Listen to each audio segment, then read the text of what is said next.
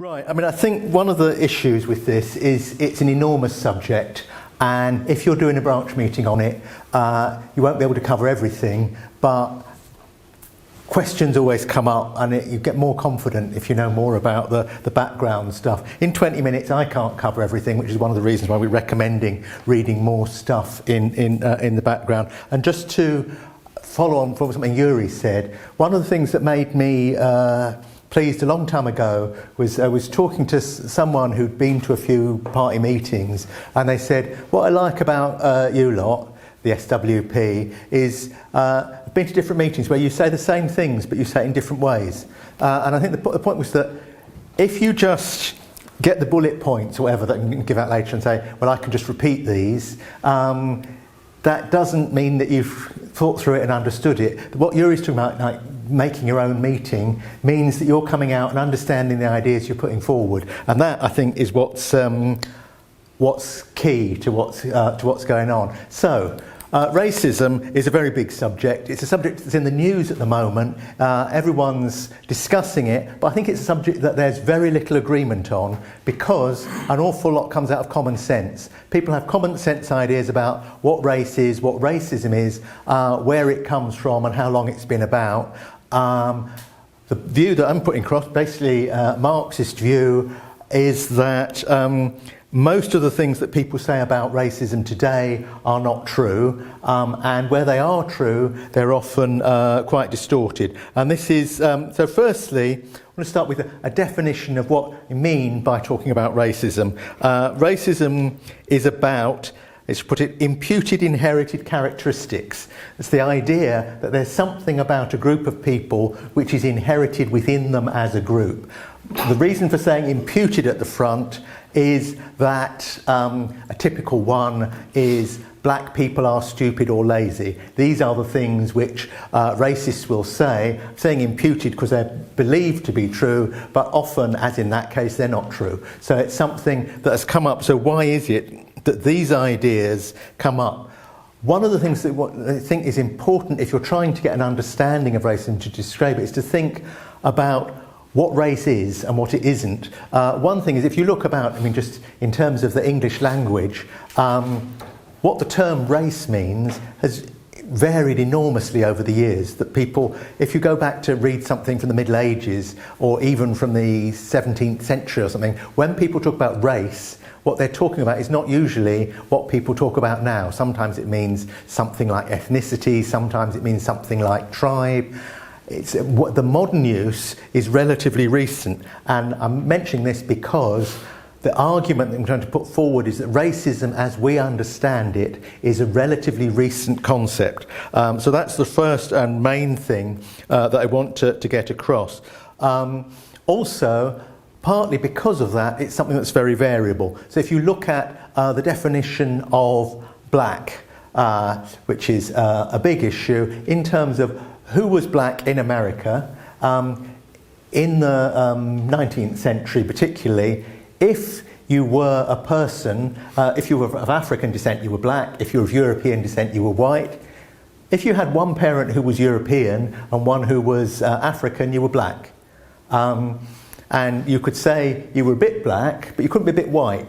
And this becomes an issue. So there's something odd about the whole way that these things are defined. Now, I haven't got time to talk about it, but in terms of racial characteristics and the idea that genetically there is such a thing as separate races, scientists today, pretty much universally, say this simply isn't true. The idea that, for instance, all people with black skins have certain other characteristics that all go together is just a scientific nonsense. There's more to say about a race than that, because you can talk about things such as religion and race coming together, traditionally in terms of the way that anti-Semitism has developed around Judaism, but more recently in terms of the way that people look at Islam and Islamophobia, which is a really big issue at the moment, because there's always an argument about is this racism or not. And I suppose the argument with lots of these things is sometimes they're racism, and at the way that they're used at the moment, in general, yes, they are racism. So the point I'm trying to get across so far is racism is something that's developed relatively recently, and I mean within the past few hundred years. So I want to say something about societies before that. I wouldn't necessarily say if you were doing a branch meeting on racism, you wouldn't necessarily want to start with earlier societies, but I'm going to say if I'm arguing, which I am arguing, that racism develops with capitalism, with the capitalist system, what about earlier systems?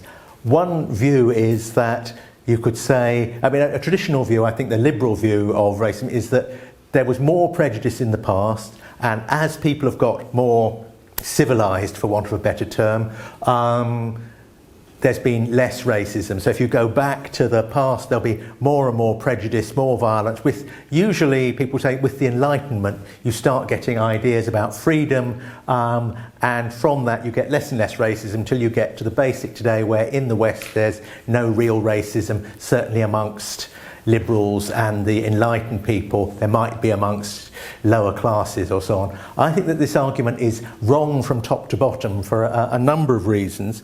One is that if you look at the racist tropes, the idea, for instance, that all people from Africa are inferior, these are ideas that became developed and systematised relatively recently, in the 17th and 18th centuries, particularly in the 18th century. Before that, there were different ideas. Now, I haven't got time here to go through what all those ideas were, but for instance, I'm going to argue in a minute that it's slavery, the Atlantic slave trade, which develops the ideas of modern racism.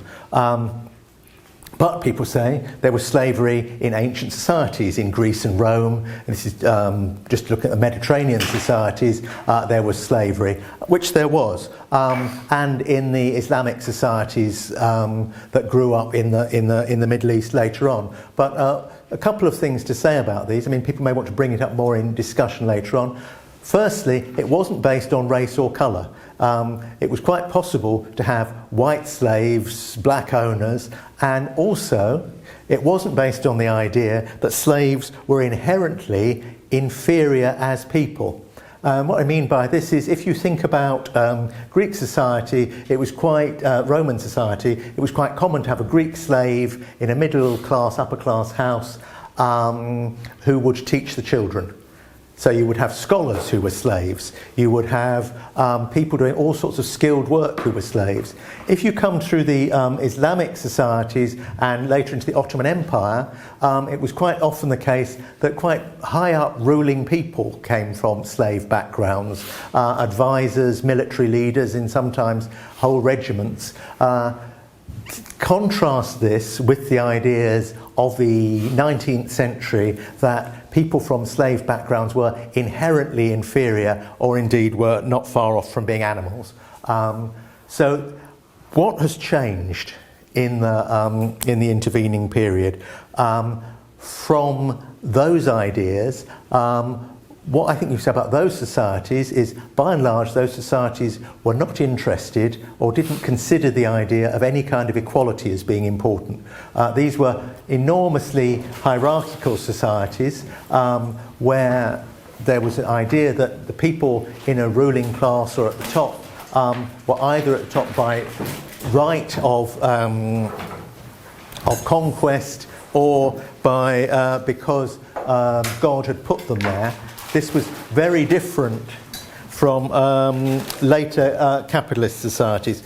I would also say that because you can sometimes idealise things, if I'm saying there was no racism in pre-capitalist societies, I'm certainly not saying there was no prejudice, there was no bigotry against other people. In a lot of class societies, particularly societies such as Britain or Europe in the Middle Ages, there were all sorts of prejudices that people had against other groups of people, people from abroad. They were often very ignorant about people from abroad. They often defined things in specific terms. For instance, the idea that the world could be divided into Christendom, which was basically the good people who were Christians, and the rest of the world, particularly the Islamic world, which was what people came up against.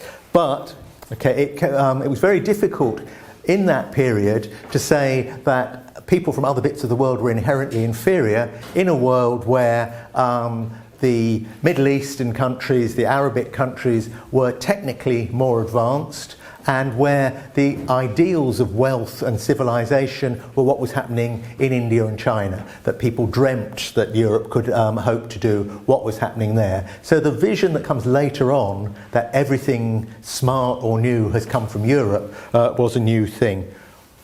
What changed was the development of capitalism.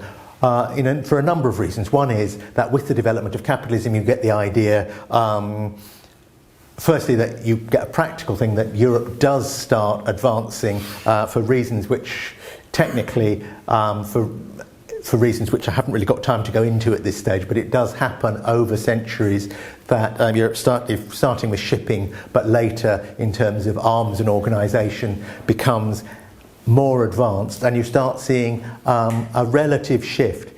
But if you look at early writings, and by this I mean if you go back to in Britain, Elizabethan period, attitudes to what was going on in other bits of the world, for instance in Africa, are much more, very different from what you might expect now. For instance, you can find letters from the King of Portugal to the King of Congo, the kingdom in West Africa, where they wrote to each other as fellow kings. This idea that later, which would come later on, that there were no civilizations in Africa, was not something that seemed logical in that earlier period. So what shifted, and this is the development of the Atlantic slave trade. Now the Atlantic slave trade is a very big subject in itself. I don't want to have time to go into it really, but except to say that it dealt with the triangular trade, whereby goods would be taken from Europe to Africa, where they would be sold. People would be bought, who would then be taken across the Atlantic and sold as slaves, who would work on plantations in the New World, the Americas, who would produce raw products which would come back to Europe. This trade was one of the most profitable trades in history. It was also one that required enormous amounts of labour. Millions of people taken from Africa. It was not something that initially started with people taken from Africa. The first people who were enslaved in this way were the native populations of the New World, who were worked to death and killed by European diseases. Then there were people of European backgrounds, often people who'd been captured in war, or debtors. That included Irish prisoners and poor people from other bits of Europe. For various reasons, it was found more profitable to start getting Africans across. Now, the contradiction, and I think the central point about how an idea changes here, is that as capitalism was developing, its main idea was that everyone should have an equal go at things. You know, the idea, if you think about what bosses say, so I started out with a car, I worked my way up. I did it by myself. As long as everything else is equal, a person who works hard will get ahead. This was a new idea. This wasn't the way that kingship worked in feudal Europe. The idea was, because you were an aristocrat, you should always be an aristocrat. Now, I know there's still a bit of that idea about, but there was a shift here. And there's a contradiction. The money that is making this new society is coming from slavery and the crushing of one group of people. At the same time, you're saying more and more that everyone should be equal. And by the time you get to the late 18th century, you've got the French Revolution talking about liberty and equality. You've got the American Revolution talking about, we take these truths to be self-evident, all men are created equal. Now, the people who wrote this were also slave owners. I mean, that most of the people who were the founding fathers of the United States were slave owners. So they're writing this at the same time as they're saying that everyone's equal. This contradiction they square, mixing my metaphors there, anyway, they sort this out by saying, actually, everyone's equal if they're white. This wasn't really true, but that's an argument. But actually you have some people who are less than human. And this is the argument that comes up. So you start seeing different races. And I think it's an interesting thing. People might want to discuss it, hopefully in discussions, that when you look at the slave owners and how they started talking about black people, they tried different sorts of arguments. They tried the curse of Ham, which was, oh dear, I'm getting I need to jump ahead fairly soon. The curse of Ham, which was a thing saying from the Bible that the sons of Ham were cursed to be servants. Perhaps that was why black people should work as slaves. But what caught on was a scientific argument, and it was something that developed through the 18th century, the idea that scientifically you started having all the different taxonomies of how different species, and that there were different species of human, and that the lesser species should serve the leading species. So that is how the idea took off, and it took off from the top. I mean, I want to say this particularly because the argument I started with about there might be the dregs of society still have these ideas. Actually, these ideas came from the top and had to be sold to other groups of people, saying, actually, you should believe in these arguments. What happens later on is slavery ceases to be important or key to capitalism through the 19th century, whether it's through the campaign in Haiti, which led to the uprising that got rid of the slave trade there. I mean, got an independent state there, whether it's through the campaign against slavery in the British Empire, both led by rebellions in places like Jamaica, or the mass movement against it, or through the Underground Railroad and later the American Civil War and the changes there that abolished slavery. You cease seeing slavery as key to how capitalism runs. But you enter another period here, and this is one I haven't really got time to talk about in detail, which is a period of empire. This is the period when the European powers start running the world more directly. If you look at Africa, which you know most about, if you look about through the period of slavery, there are a series of forts and towns which Europeans lived in round the edge. What happened inland didn't interest them all that much. Later on, from the late 19th century, you start getting a division where, for instance, in 1884 you have the Berlin Congress, where the European powers meet up and decide to divide up Africa between them.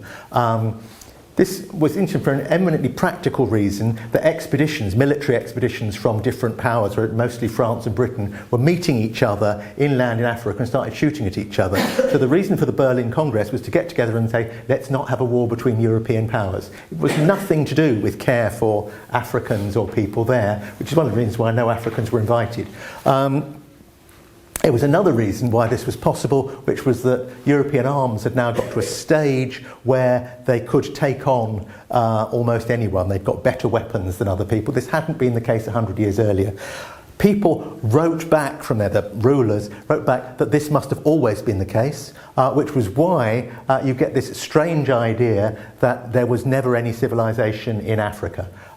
Which is why you get the idea of King Solomon's mines, for instance, where you find a city in Africa, in Zimbabwe, other places. It couldn't have been built by Africans because everyone knows Africans are not civilized enough to do that, so it must have been built by someone else. So you get these strange theories about people who must have come from elsewhere to build these cities.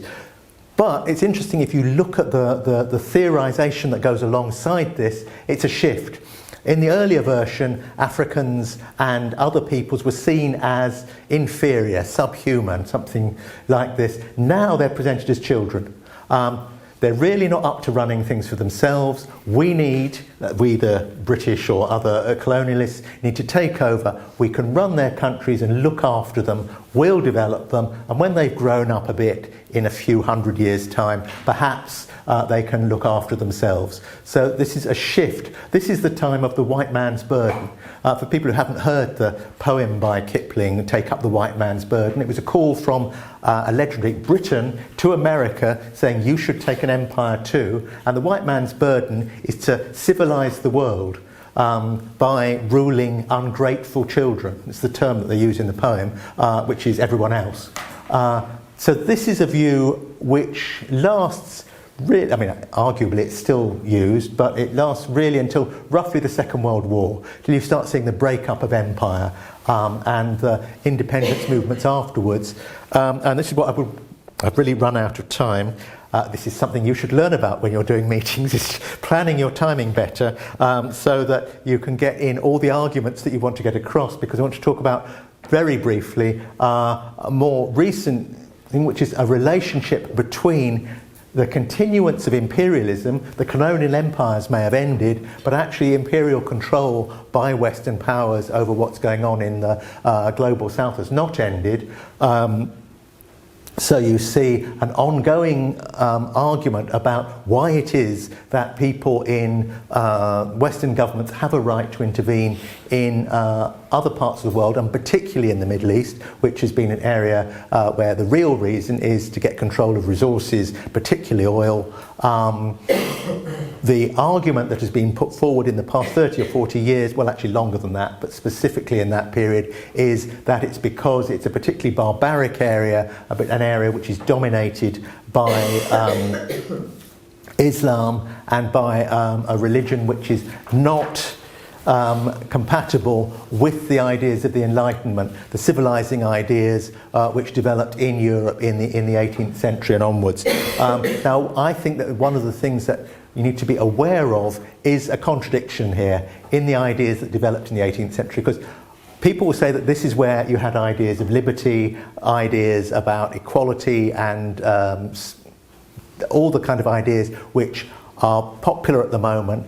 What I've tried to get across in this introduction, what you need to get across in meetings, is that at the same time, and in a contradiction with that, you had the development of racism. Racism was not something unrelated to that. It was something that related to how capitalism got to justify its talk of liberty at the same time as it was oppressing people around the world, which is why you get the period of slavery, why you get the period when people who were colonized around the world were treated as children, and why you get the period, which I really haven't got time to talk about, but I should have, of what has happened since, which is the capitalism has moved people around since it was first began. It's led to more social movements of mass groups of people around the world than any former system has. So when you have periods of immigration, which where groups of people have been drawn into the centres of capital development, these people are then blamed for social problems in those areas. And this is where you have the most current racism in countries like this at the moment, and hopefully one that people understand and have least trouble with understanding, is the strange situation where people who have come to the country to build the economy, are then blamed for problems with the economy. And this is again, the same sort of contradictory situation that we see again and again, where what the attempt is to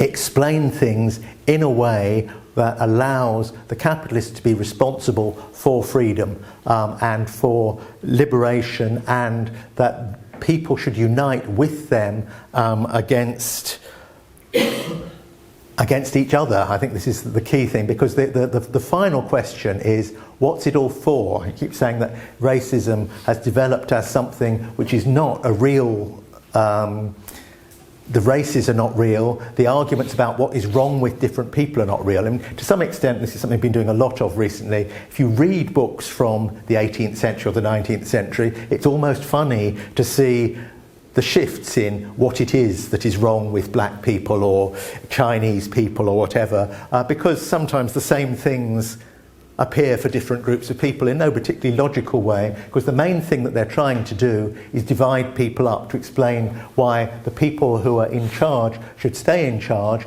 and why the people who are not in charge should obey them. And if you look, going back to Karl Marx, he wrote a very interesting piece which is quoted in this book about the way that the British capitalists stay in power is precisely because they managed to set people against each other. And he was looking at the Irish and the native working class in Britain in the middle years of the 19th century. That as long as it was possible for the rich to say, the reason that you've got bad housing, the reason that your wages can't go up is because all these filthy Irish people are coming here and undermining you, it would not mean that the Irish workers and the English workers were not getting together and saying, actually the real reason is because we're being exploited by the people who are running the factories and who are running the government. That is the key argument. And I think one of the things that is interesting in terms of how you run and write meetings is precisely that it comes up again and again in different forms as to who it is who really benefits from racism. This will come up later in discussions of privilege. Who it is, how it is that it can be overcome, which I think is by looking at the shared experience that people have and the benefits that can be got from working together, and how it can be got rid of, whether it is actually true that it's inevitable that there will always be tensions between people from different ethnic or social backgrounds, which I don't believe to be true. But if you have an understanding of this as being something temporary, which started relatively recently, I think it's much easier to see how this can be got rid of. And those, I think, are hopefully the key elements of what you need to discuss in a meeting that is introducing arguments about racism. So I shall leave that there.